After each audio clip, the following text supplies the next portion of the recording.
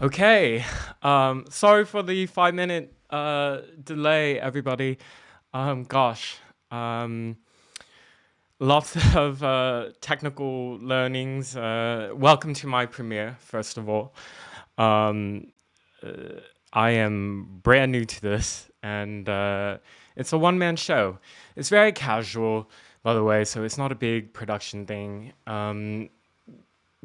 I've been asked to launch or do live streaming type content for a long time, and generally I've been quite hesitant because, as you see, I'm not really a good camera person. I actually really admire the various YouTubers because their commanding presence and their ability to just go on these monologues that they don't have to prepare for. Whereas me, as a journalist that writes and does tweeting and things like that, these are things that I'm, very careful about. It requires a lot of background research, interviews, but nonetheless, I'm here and I'm excited to be here, and I'm really thankful that for the opportunity from Ghetto and that there's an audience who's willing to tune in.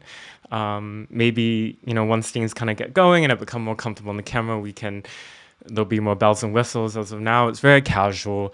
And by the way, if you have questions or comments, you can um, put it into the message, the chat feature, and towards the end, I'll try my best to answer some of the questions that are interesting. So let me know if there's any audio issues, anything like that. Trying to keep an eye out. So, gosh, okay. Um, yes, so welcome to the premiere of Weekly Notice. The idea behind this show is to recap some of the news that I think the public should know. So a lot of it will feature my reporting, some very new breaking news, or news from the past week or past couple of weeks.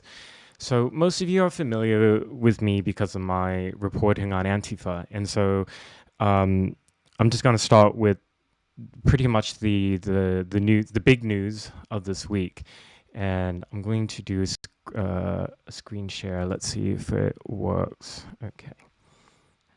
Just bear with me for one moment. Um,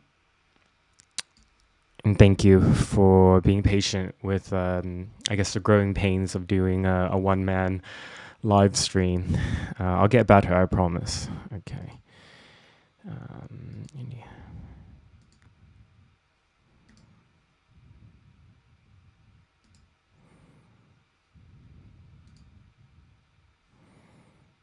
okay, there we go. So, Malik Muhammad, that's the case that I've been following now for um, since he rioted in the autumn of 2020. So, recap 2020, people have kind of just moved on from it, but really, what America experienced were, I would call them or characterize them as months of campaigns of domestic terrorism, essentially. And people died. Um, some people were murdered, and parts of various cities from coast to coast were set on fire. Portland really became sort of the epicenter um, of it all because as I write my book, and you can see the book is in the background, Portland's a left wing monoculture.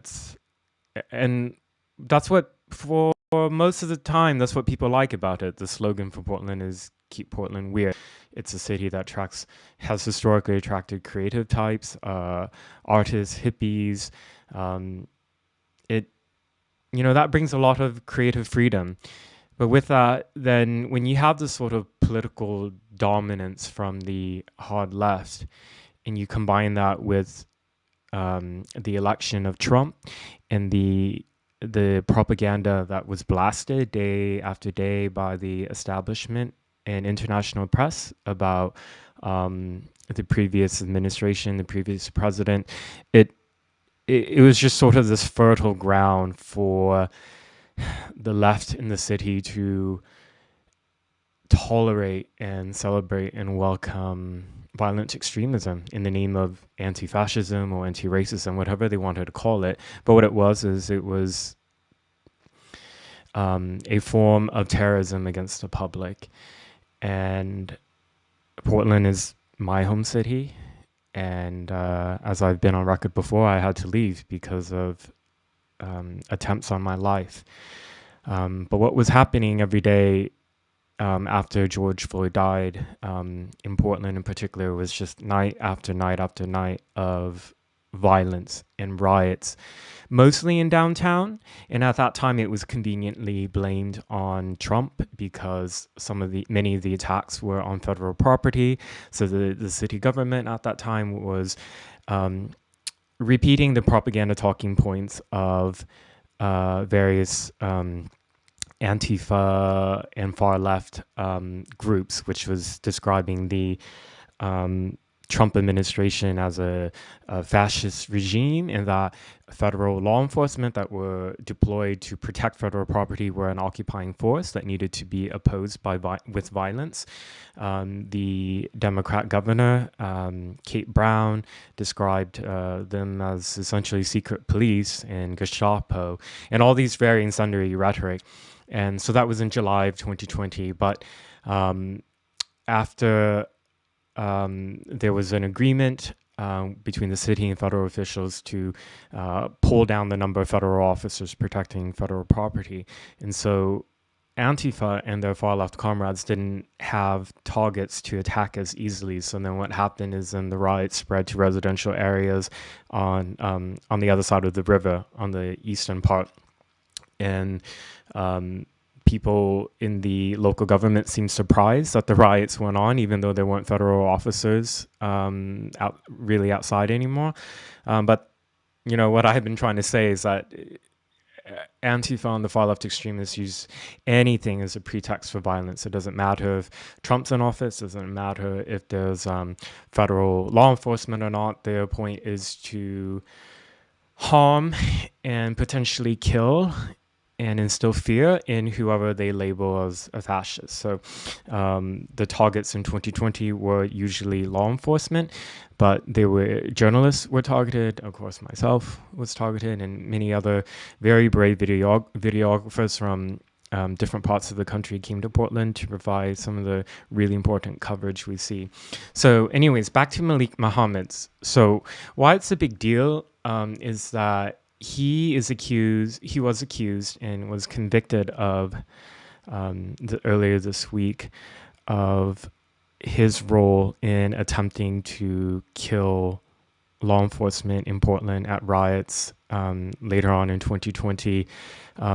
See, he crossed multiple states, and what's really disturbing about his case is that he's from Indianapolis, and and this is from the criminal complaint that I'm citing, by the way, from the federal prosecutors.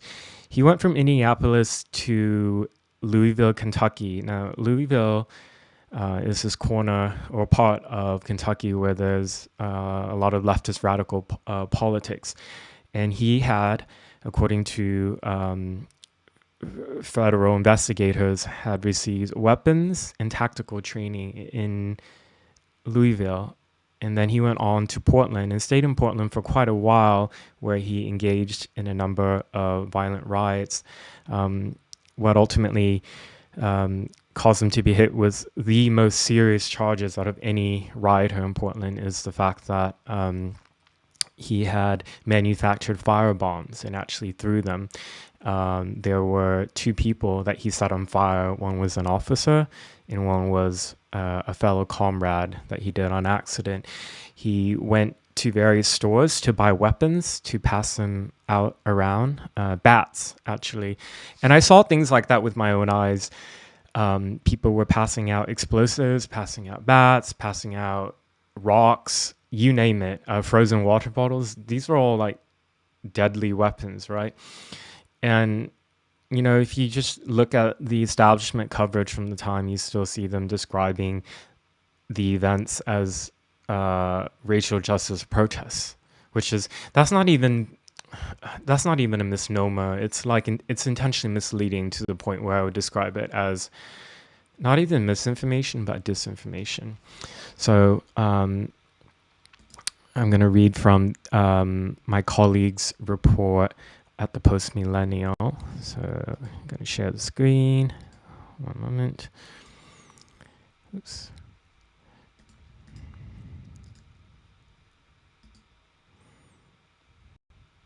Okay, here we go. So as many of you know, I'm an editor at large with the Post Millennial. I get to work with a very small team of journalists. This one was written by Ari Hoffman. You may know of him also as a host of a radio show in Seattle. He's very talented. So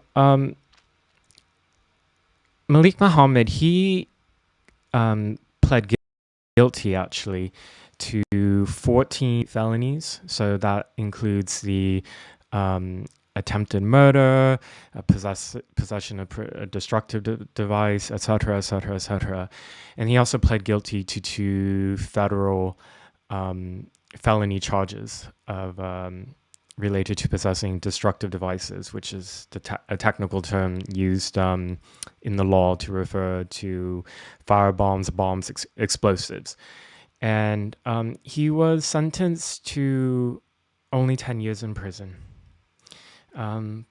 Given the severity of the crimes, you would think that it would have been longer. But nonetheless, 10 years of a sentence for Portland is the longest out of any convicted rioter so far related to the riots that happened in 2020 and that bled into 2021. I'm going to show the video of, let me see, one moment. So this video of him throwing one of the fire bombs. Okay.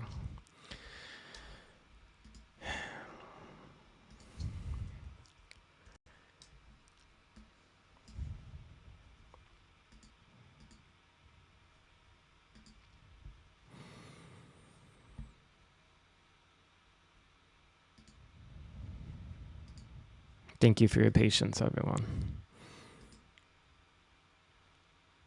Okay, here we go. So this was filmed by journalist Carrie Harwin, and this was in September of 2020.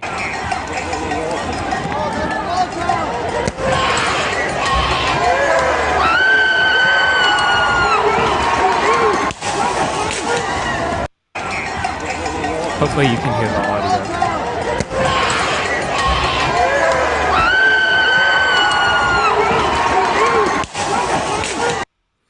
Yeah, so that was Malik Muhammad there. That was one of the several firebombing attempts he did, and it caught. You can see in the video one of the officers' legs caught on fire. I mean, this could have been it would have been a mass casualty event if the officers were 1 second late. So what's a bit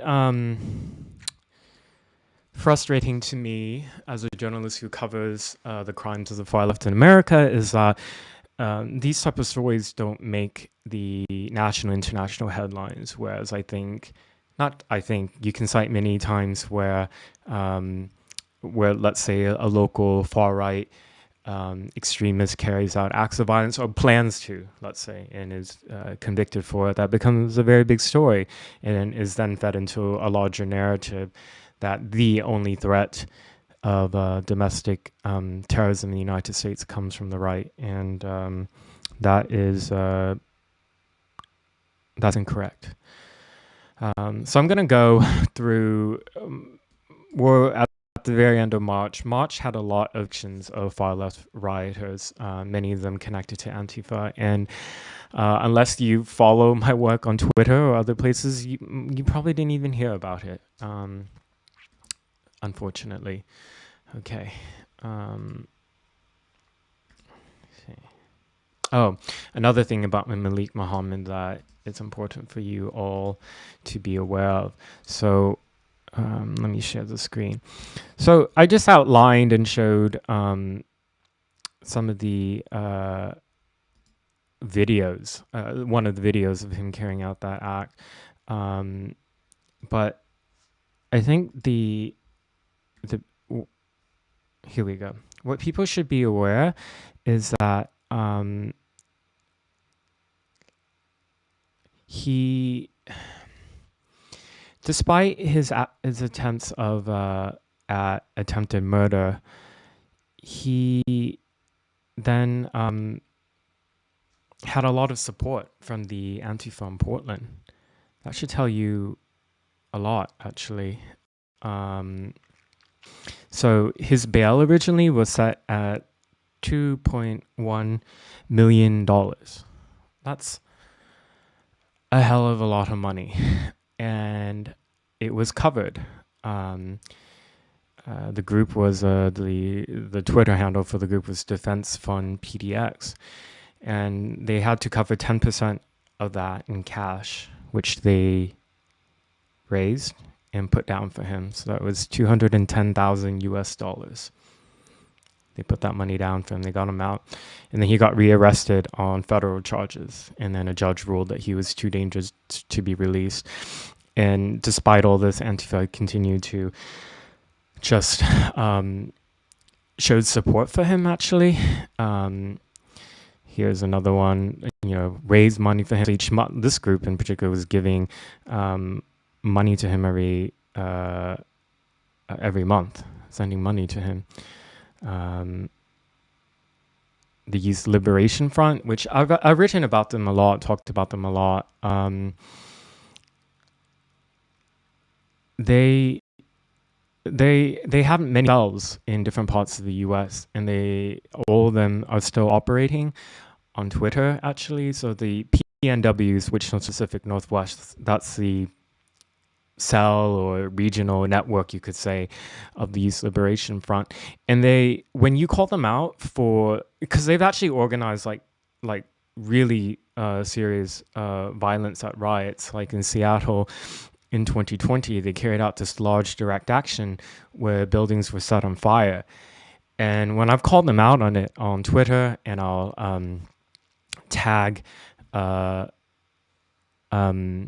Twitter support, the response from the Youth Liberation Front is, "Oh, we're just youths. We're just teens. Why are you afraid of us?" Well, first of all, you're all anonymous, so we don't know how old you are, who you are, where you get your money, who you're connected to. But they're a violent and dangerous group. No surprise that they support, I should say, an attempted murderer. And here's another one that announcement for when Malik Muhammad originally, when his this is one of the direct actions, like calling for people to gather outside the jail.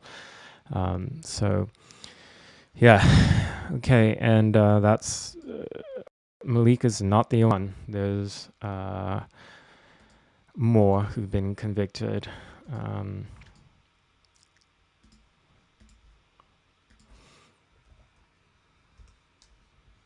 Okay.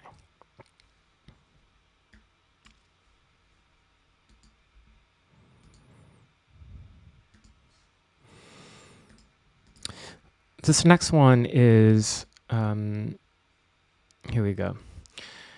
Darby Marshall Howard. His case, what was interesting about him is that he was, there was a riot. When was the date? It was, let me look at my reporting. Okay, March 11th. I'll just read from what I wrote. I'll make, and this page for my locals. If for those of you out there who want to find a way to like follow my work, but you don't use Twitter, or even Twitter, there's just too many posts going on. You can go to locals, and there's an option for a free account. And then if you want to pledge like $5 a month or whatever amount you want, because you want to support my independent journalism, please do. So this is a post that I did from there. Antifa member Darby Marshall Howard gets no prison time after pleading guilty to trying to smash his way into the Portland federal courthouse last year. He was arrested at a riot earlier in the day on March 11, 2020, before quickly being released without bail and returning to riot again at night. He has a large Antifa tattoo on his neck. He received credit for his brief 24 days time served in jail and now has 3 years of probation. So most of the case of Malik Muhammad, the fact he got 10 years, it's a big deal because over and over, most of the time most of the riot arrestees and suspects, their charges get dropped. That's like, you're talking 90% of them, 90. The few that get convicted or prosecuted, in the end, usually it's like on some way lesser charge, no jail time, some misdemeanor. A lot of them get these resolution deals, particularly through the U.S. federal government. The resolution deals essentially says all you have to do is community service, and then eventually the conviction, you won't get a conviction on your record. That's the majority of the cases in Portland. So, by the way, for those of you who wonder why there doesn't appear to be any slowing down, I'm talking about through 2020 and 2021 of the rioting, like this is part of the reason. Because even then, even though at that time there weren't convictions yet, you could just see right away that overwhelmingly every case was just getting dropped. And that was at the local prosecutorial level. That's the district attorney, Mike Schmidt, who's progressive in the same vein as Chesa Boudin of San Francisco, Kim Foxx of Chicago. So there's a philosophy, philosophy within some of those who are prosecutors who believe that America is a corrupt, racist country institutionally, and that abolishing, let's say, the legal justice system is too big of a goal for the moment, but what we can do is to sort of subvert it from within, is to not prosecute criminals and try to leverage and adjust the racial demographics of those who are convicted in their jurisdictions. It's horrible. You're seeing what happens in New York City and San Francisco, for example. Many of these criminals who are robbing and brutally beating people and just like they're arrested and booked and then released without bail, and then they go and do other heinous crimes, and they may end up then killing somebody, even though there's like this long trail of violence or accused violence, I should say, and accused criminality behind them. So anyways, back to Darby Howard Marshall. So I looked through the federal, so he was prosecuted by the U.S. federal government because he attacked the U.S. federal courthouse. This is in March of 2021, and I'm just going to see if I can pull up the, I'm trying to put in the video. Hopefully it works. Just bear with me for a moment, please. Thanks for your patience, everyone. So I want you to see the video. So, yes, in March of 2021, this had now been many, many months since the boards went up all around the U.S. federal courthouse in downtown Portland, the one that was besieged for a month, that people tried blowing up, that people set on fire, the ones that people seriously injured and blinded temporarily the federal law enforcement officers protecting.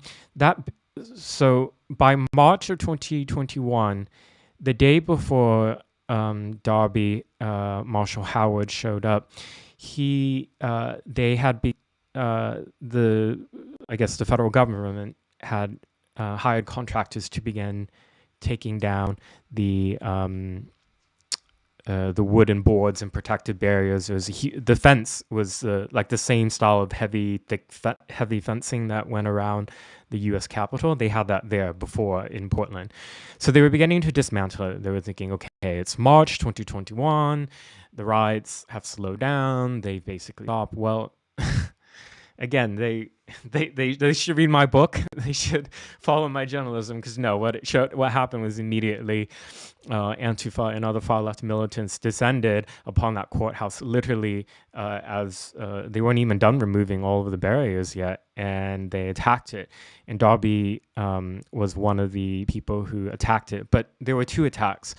So I'm going to show you the video from the earlier part of the day. Okay, let's see if it works. Here we go. Weak! You're fucking weak! Come outside! Okay, sorry.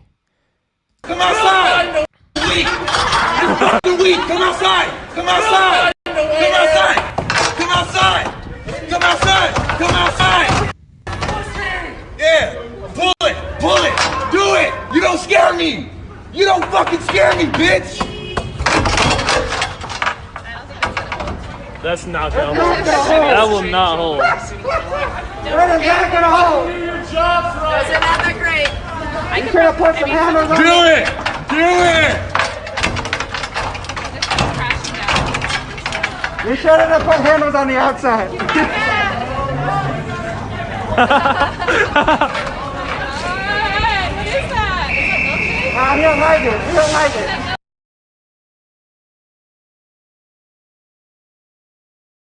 Yeah, so Darby was part of that group, but before that, they had actually attacked a bank. Some of you might remember the video. I'm gonna pull it up as well, where the rioters tried to break into a Chase bank, and then who knows what the hell they were gonna do there. Smash up the place, but they had security outside there. And then yeah, found the video. I'm gonna play. So there was a lot of violence that morning and afternoon of March 2021. Okay.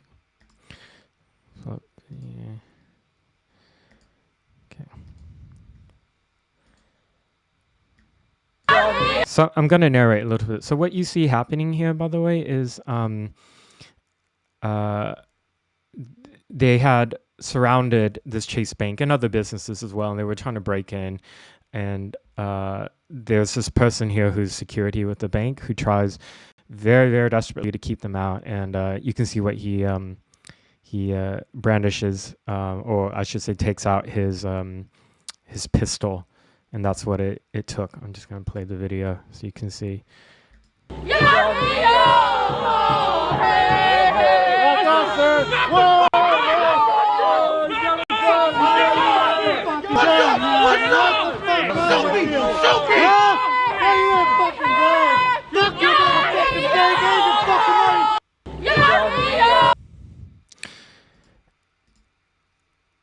Yeah, so Darby was part of those two groups. The bank video happened chronologically before what happened outside the federal courthouse.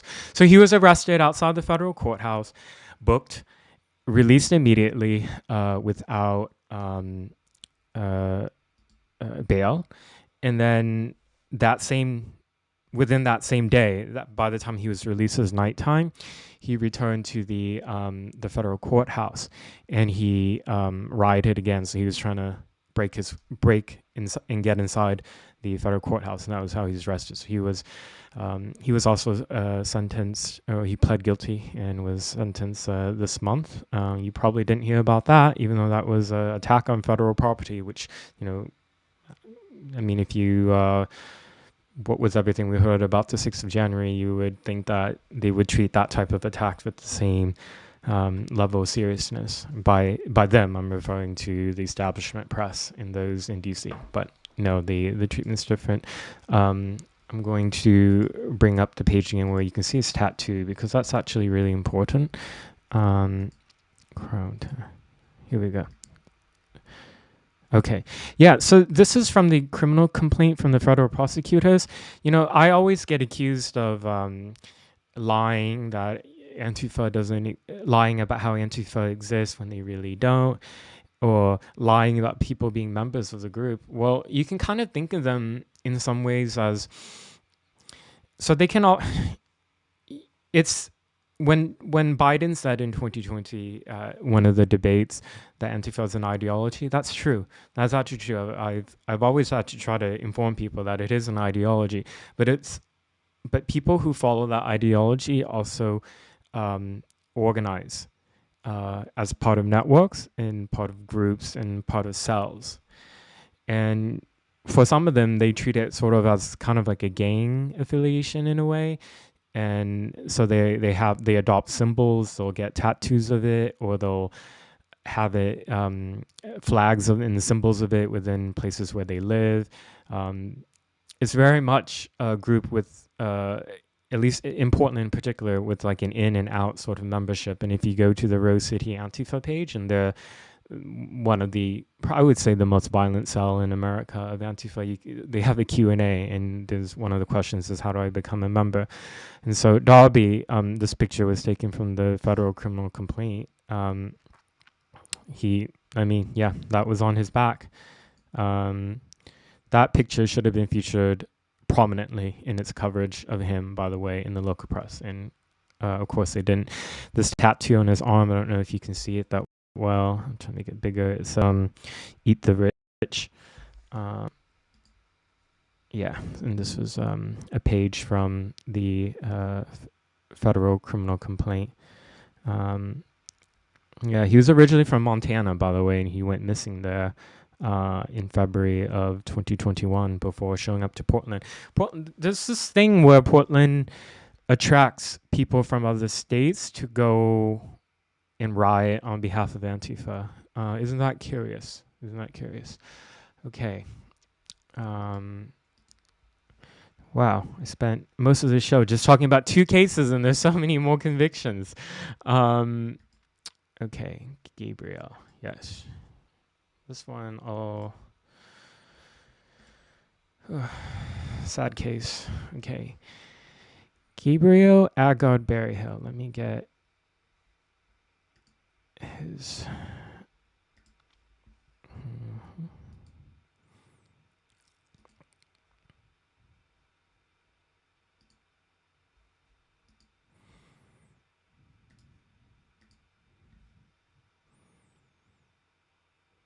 Okay, so this is a story, a report I did for the New York Post back in August of 2021. This guy on the right, Gabriel Agard Berryhill, he had just turned 18 when he was arrested and charged over throwing a bomb at the U.S. federal courthouse. And the way he got ID'd was, it seemed almost kind of like a plot out of a show. His grandmother, by the way, Gabriel he's had a very hard life through, he didn't have a father in his life.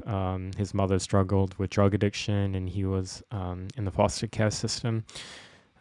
It's sad, and I'll get back to that in a bit. So he had just turned 18, and this is the other thing about these riots in Portland, is that you have like the militants who are organized and will bring the weapons and have a plan to carry out violence. Then you have sort of like these riffraff. Sounds like very harsh of a term, but riffraff, that's not really that's too dehumanizing to say. I would say people who are struggling will show up, because it becomes almost like a social event. And Antifa planned it that way. That's why when they had these riots in Portland, they set up camps where you could sleep.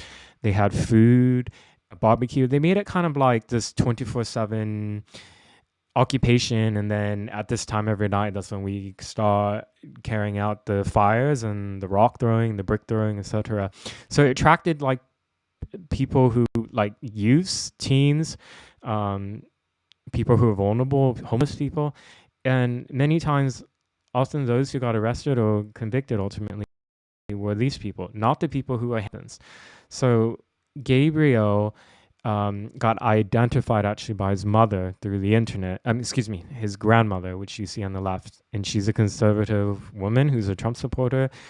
I interviewed her for the New York Post. She told me that Gabriel had wanted her to buy him this protective vest.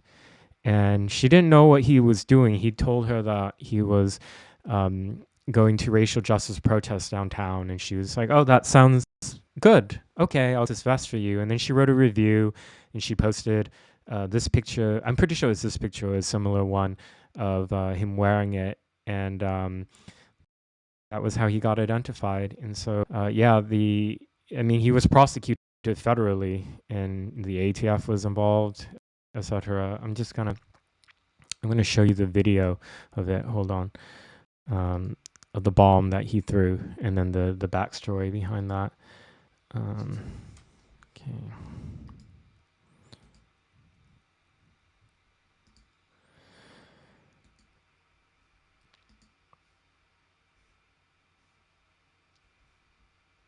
Okay, here we go. Yeah, I'm just gonna play this video, and you can see.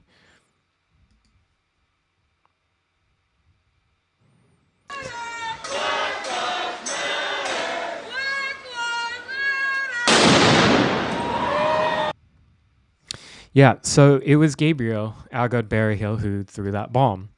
And I'll play it one more time so you can see how big that explosion was. It could be felt for like a street away. So fortunately, nobody was killed in that when he threw that at the U.S. federal courthouse. He got arrested, charged, and he was sentenced to no jail time. This case, I think we should. There's a bit of nuance to it. So he was sentenced to a 90 days in a halfway house and 2 years of probation, and he expressed remorse after pleading guilty. And he did, by the way, violate the conditions of his release, because originally when he was first arrested, he was released and was told that he wasn't allowed to return to any more of these riots, and he did return, and he was rearrested. But yeah, he's sentenced to no jail time. And the thing is, he said, and you can see this in the court documents, that he was handed what he thought was a firework by somebody who was covered up and masked, and was told to throw it at the courthouse, and he did. And he had no idea that it was a modified, that it was an IED, essentially. So he took the fall for whoever was handing out these explosives. And I saw with my own eyes, by the way, when I was undercover. It was really dangerous. I'm lucky to be alive, yeah. There were people in Black Bloc with Antifa who would give out these weapons. And the people they were handing them out to were those who would take the fall. And they gave it to a boy who had just turned 18, Gabriel, and came from a really sad and difficult life. And now, I mean, he has the criminal conviction now. I hope, I hope that he's able to turn his life around. I feel that way for a lot of these people who get implicated in these riots, by the way. Not all of them are driven by the Antifa ideology and desire for violence. Many of them are, but not all of them. And unfortunately, many of the ones who take the fall are those who are intentionally exploited by Antifa. Okay. That was Gabriel Agard Berryhill. And this is an important case. This next one, this is out of Seattle. So pull up this tab. Hold on.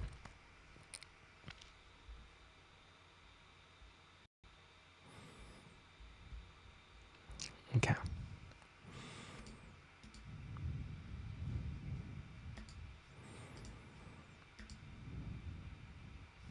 Okay. So this was another conviction in this month. This one actually involved Antifa. There were two who pled guilty.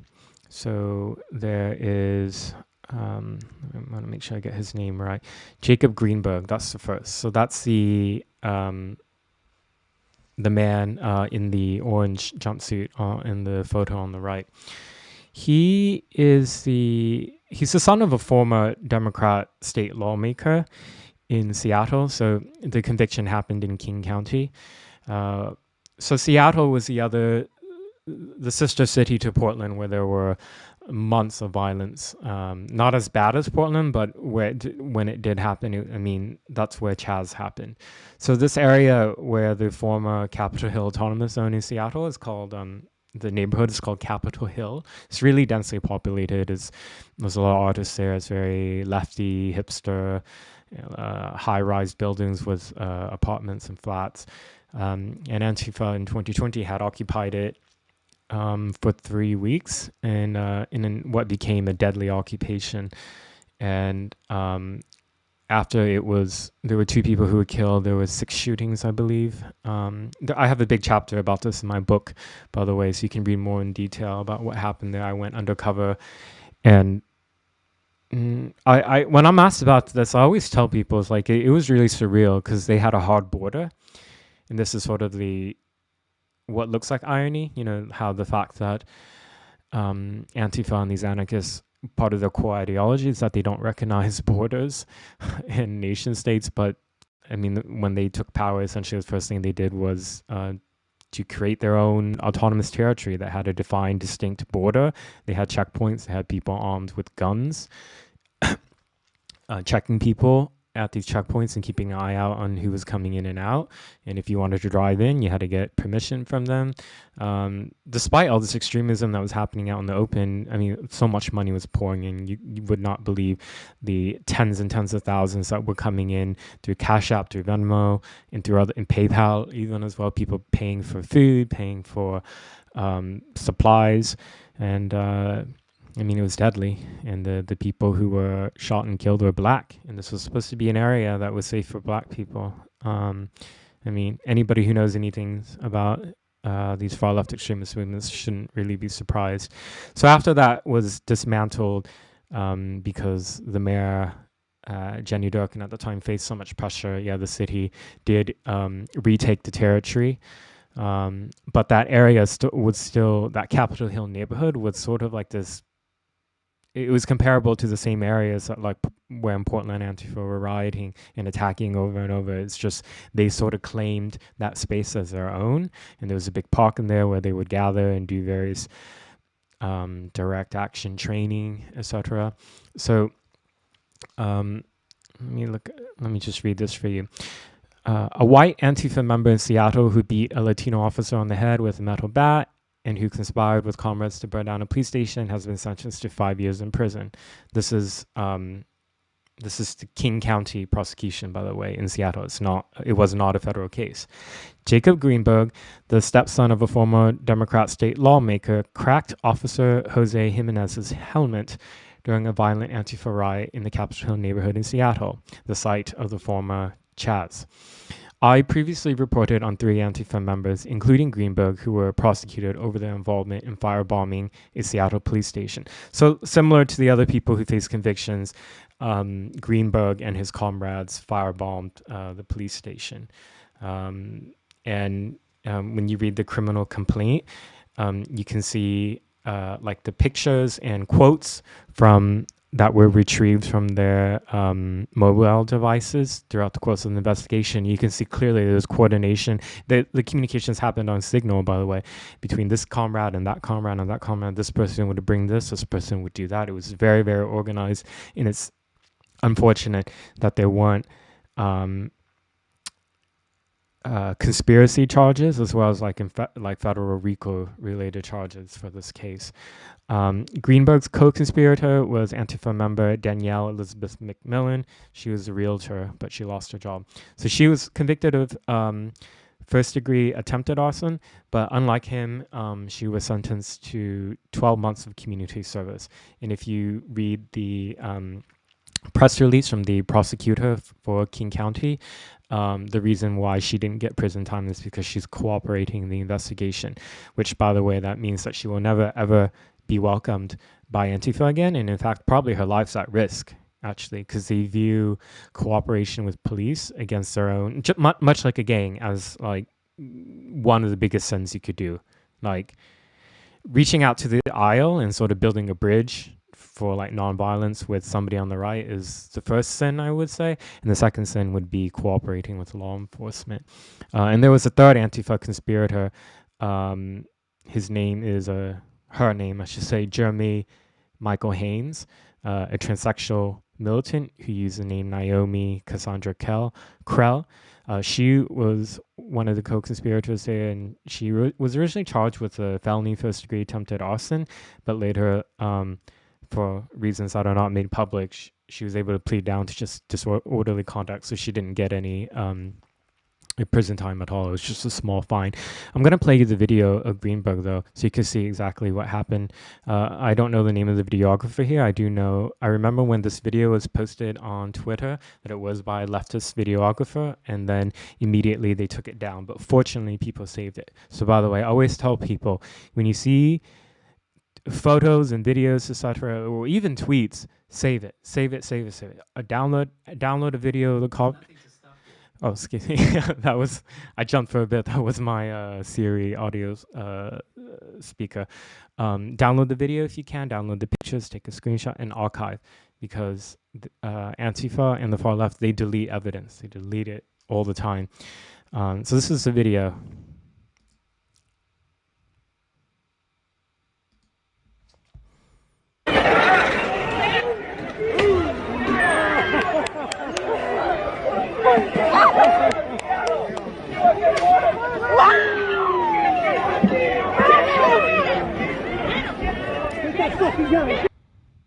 Yeah, so you can see that an officer fell off his bicycle and was getting attacked by Antifa.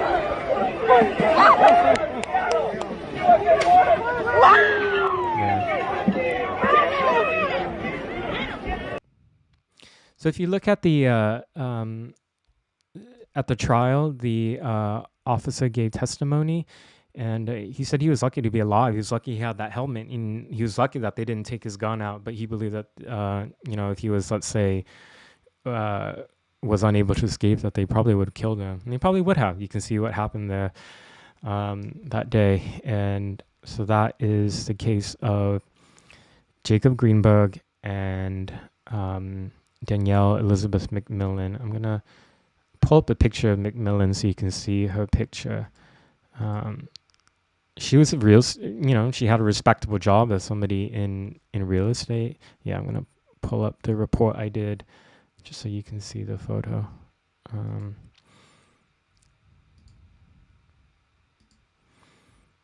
Realtor and Son.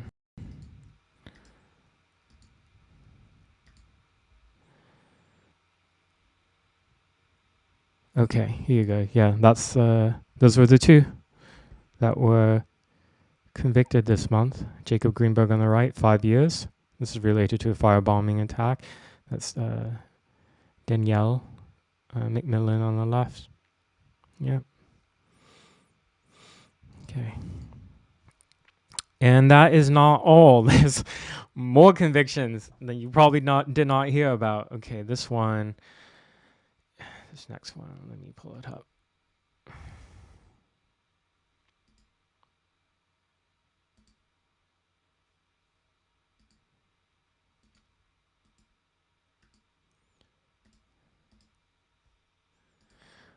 I hope I'm doing okay, everyone, by the way. I feel a bit more relaxed now. When I was like 5 minutes late, and also I'll stay a little bit later to make up for it. I was like starting late, had all these like last minute technical issues that I didn't predict, but seems to be going okay. And hopefully I'm an okay speaker. Yeah, I need to work on my self-confidence a bit. I'm a very shy person, actually, and that's why, like, I took to writing, right? It's like I don't, by my own nature, I'm not a confrontational person or anything. So it's just that the beat that I've chosen has, forced me to, unfortunately, come into situations where some of the most violent and extreme people seek me out. Okay.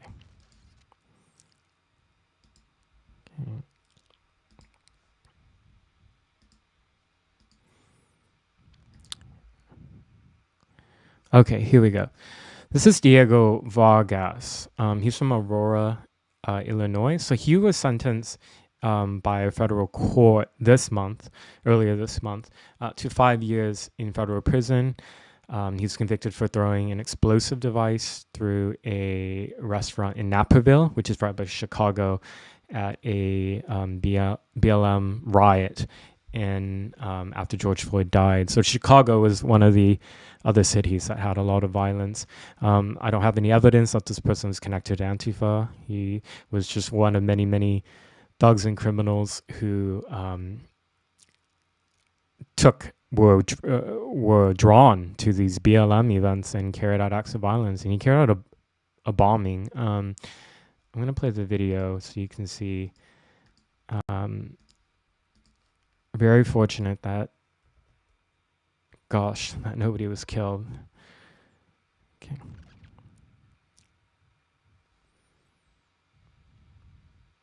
Okay. Oh shit!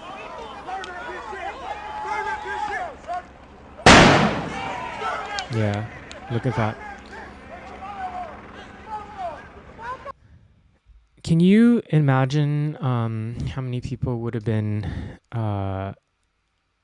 like maimed if there was people inside there? Just like think about that. This video was shot and uploaded by. I'm not sure if it was shot by this person, but uploaded by Jason Meissner, Chicago Tribune. I'm gonna play it again. You can see the convict running away after throwing the bomb.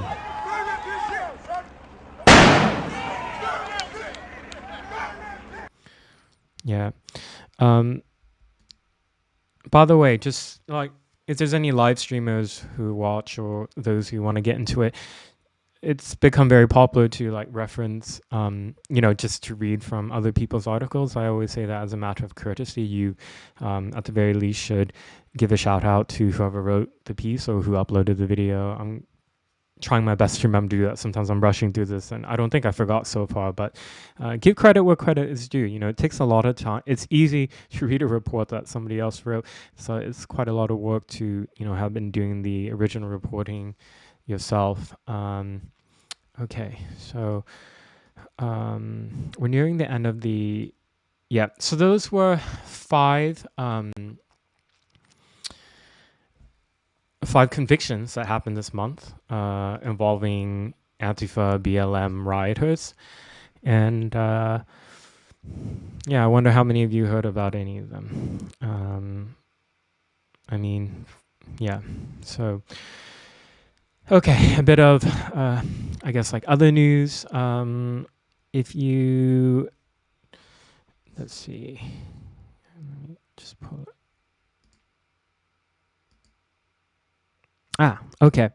So, like other news, if you didn't know, earlier this week or over the weekend, Jordan Peterson, his team released the long form interview that I did with him. Please watch it.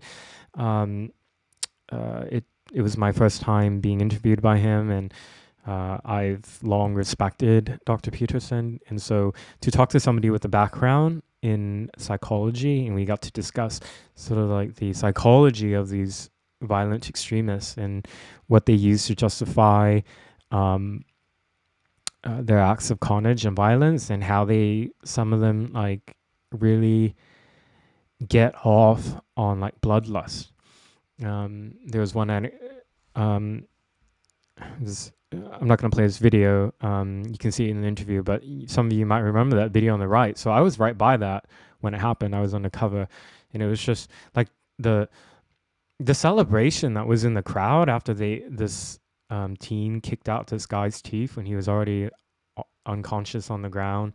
Like, I don't know, it stays with me a bit. I've seen a lot of the violence, but I think it was just, this act was like something out of a film, right? It's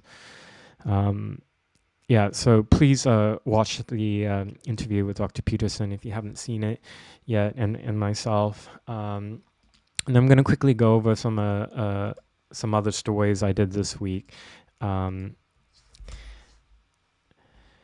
Some of you may remember how Steven Crowder went undercover in this big fat suit to speak at a virtual fat studies conference. Well, the conference he spoke at was organized by Kat Pause.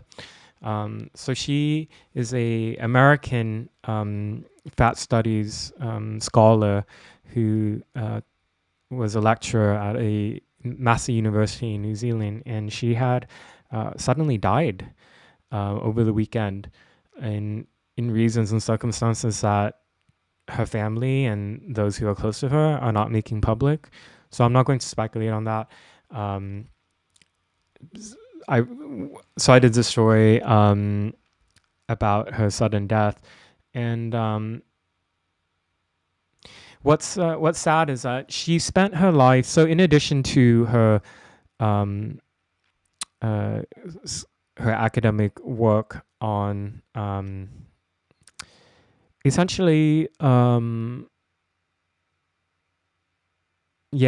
like an academic theory to celebrate obesity and other unhealthy lifestyles that are indicators for diseases and illness. She also spread misinformation about COVID. She wrote a paper, co-wrote a paper last year about how it was wrong to stigmatize obesity during the COVID pandemic. And what you see from the CDC website is that being overweight and having a high BMI is a comorbidity for the disease. And one of the blog posts from Kat Pose, I'm just going to pull it up and I'll just read from it so you can see. This blog post she wrote on protecting fat people from COVID-19. This is what she wrote. I'm very pleased that I was able to receive my first shot of the COVID-19 vaccination several months ago as a member of Group 3 in Aotearoa, New Zealand. Group 3, people who are at risk of getting very sick from COVID-19 because of my high BMI. While I'm doubtful that fat people are at greater risk of getting sick from COVID-19, see my recent publication on this, I do know that fat people are likely to receive poorer care in the health system, etc., etc. So she spent her entire academic career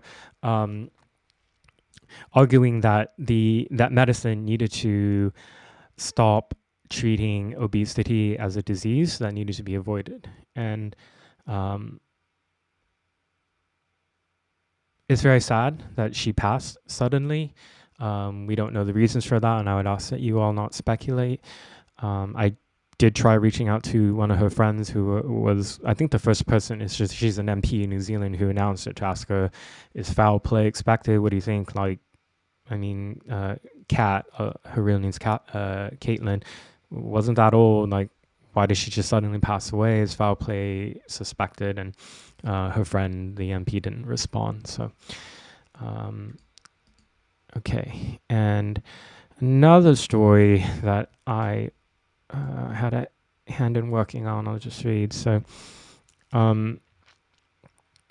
this is another Oregon-related story. So, the Oregon middle school teacher under criminal investigation for allegedly sending a nude selfie to a student on social media is Dean S. Wright. He's openly gay to students and teaches critical race theory in the classroom. He was vocal in his opposition to Florida's parental rights bill. And you can read this report on the Post Millennial, by the way, same with the one on Cat Pausa, the one before, where you go on my locals, you'll see all my links.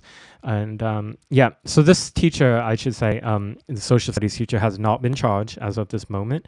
The case is being investigated by the police in Salem, Oregon. Salem's the capital of the state. And I took a look at his social media before he had a chance to make it private. And there was all this stuff about critical race theory he was teaching Ibram X. Kendi's work in the classroom. He made these videos about how he was instructing his students to use the pronouns. And so just, yeah, and he was very vocal in his opposition to the parental rights bill in Florida, which the opponents dubbed the Don't Say Gay bill, which is misinformation and disinformation. And you can just read the bill yourself. Don't have to take my word for it. So that's another report I did on. And let's see.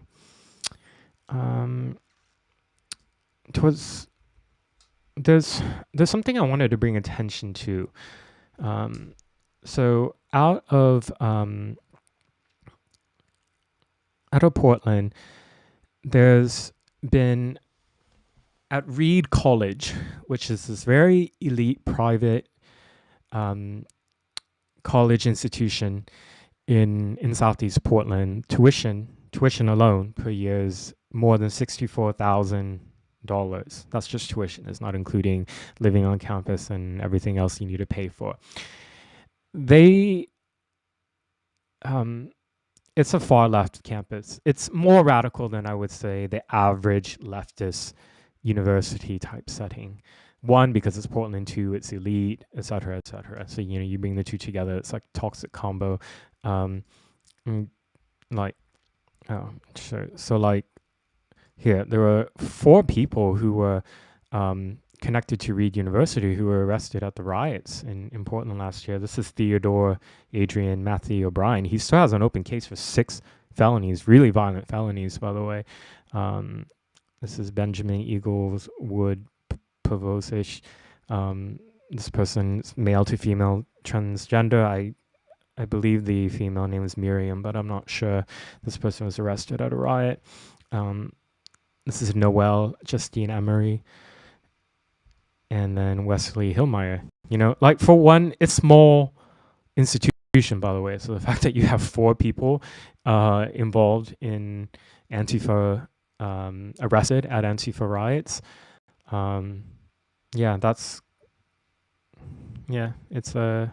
make up your mind about Reed College. Anyways, there's an issue going on right now where students are demanding that that the college fire a tenured psychology professor. There's this 30-second video that went viral on TikTok. We don't know the context of it, and it cuts off at the end when clearly there was more stuff happening. But he makes comments that sound like that he's critical of illegal foreign nationals in the U.S. And that's okay to say. Okay? That's his right to say it. And these students have amassed in front on campus to vandalize the campus and to pressure the college into firing him without an investigation. They said the 30-second video is all they need to see. You need to make our demands. So anyways, The Quest, which is a independent paper at Reed College, tweeted this out yesterday. And it's really good that I screenshotted this, by the way. And so they had the radical students had occupied a part of the campus and was essentially holding hostage as administrators, and they refused to leave unless their demands were met. And credit to the administration, they did not pledge to fire the psychology professor right away. His name is Paul Curry, by the way. He's come out to apologize profusely, but of course that's never enough, right? They don't just want you fired and defenestrated. These people, what they really want is for you to be dead, by the way. Yeah, they want you dead. Remember that. So this newspaper posted this yesterday in their live tweeting of the event. And then this was their message today. We have deleted tweets which contained images of Elliott Hall protesters. We apologize for posting the images and putting community members at risk, and we will do better in the future. We condemn anyone who would seek to identify and harm those in the images. So what I said is to this so-called media news organization is that this is propaganda. If you are deleting things from the record so that people who are committing potential crimes are not able to be identified, and these are adults, by the way. We're not talking about private video that was hacked, somebody bursting inside somebody's home and capturing something from within someone's private space. This is something that happened on campus by people who are protesters, right? Yeah, deleting part of the record so that these people cannot be identified, and the reason they're giving is safetyism. That's not journalism, that's propaganda. And I called them out for it. And you see this actually a lot of times. News organizations they won't release a statement like this. What they do is they'll make an internal policy. And so you'll see from like the establishment legacy stuff that they won't record or photograph those who engage in the riot. So if they do, they only they especially record the people from the right who are engaged in like brawling and all that. And as is their right, that stuff needs to be documented, by the way. Imagine if I adopted a policy where I'm going to censor the faces of people that in my reporting that I don't want people to know who they are. Like that's not journalism.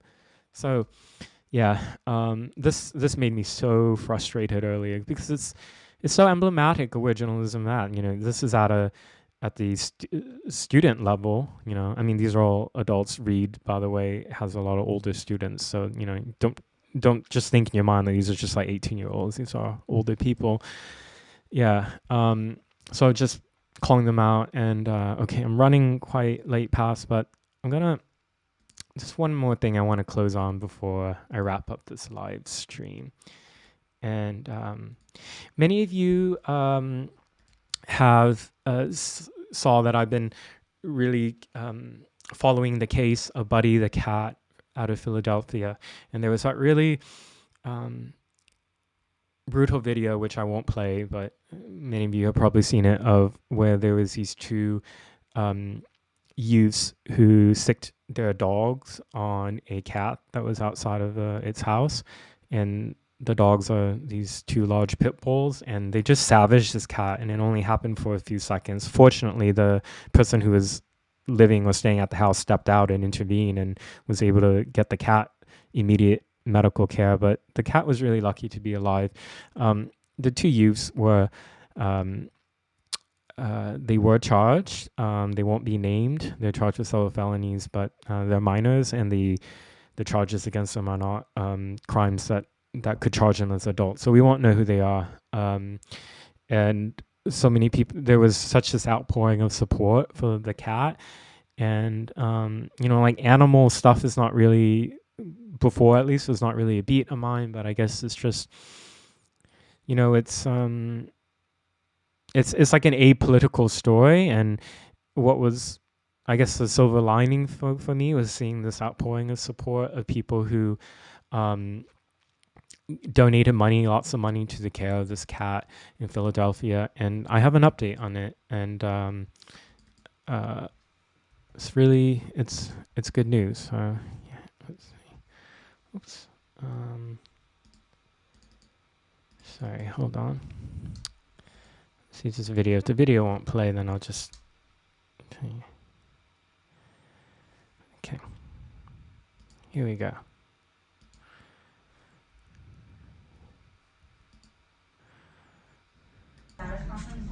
They do? This is Buddy the cat now. This was day 8 after the attack, and he's doing a lot better, and his condition has been formally upgraded from critical to stable. So this is like the good news about this. And, I thought I'd just close on that because everything else that I've covered so far in here has been, it's grim, covering violent crime. And, but here, thank goodness that the Pennsylvania Society for the Prevention for Cruelty to Animals, the veterinarians who saved this cat's life. Thank goodness, like, at least that's something we can be thankful for. Okay, so I'm going to sign off now. Wow, I went quite a bit later, but I did start a little bit late. So again, apologies. Join me next Thursday at 7 p.m. Eastern. Please follow me on Getter. Support me if you can on Locals. That's ngo.locals.com. You can find me on all the other social media as well. I'm on YouTube, Facebook, Twitter, Instagram, and I'm sorry that I didn't get a chance to go through. I know some of you sent questions and all that, but as you saw, there's just too much news. I'll get smoother at this, and I would like to address some of your questions and comments in the future. But thank you so much, and yeah, just I'm very grateful. I want to end. It's important for me to say that because I still remember the days when I started off as a student journalist when I couldn't pitch my stories or columns anywhere because nobody knew who I was and nobody cared about me. And the fact that now I have an audience of people who are willing to stream and to go in and watch me from this room. It's not like a nice studio show or anything. And the fact that I have an audience on my other social media that I get to give interviews, I'm really thankful for. I don't take any for granted. There are lots of talented journalists out there who don't get the time and credit that they deserve, by the way. So journalism is really important. Make sure, if there's journalists that you respect and follow that you really like, just let them know. Particularly the ones who are independent or at like maybe publications that are not treated fairly by the establishment or legacy press. Like these are the journalists we really need to support because the industry is really cliquish. You're either in or you're out. And if you're out, it can feel very isolating. So, okay. Thank you, everyone. Bye.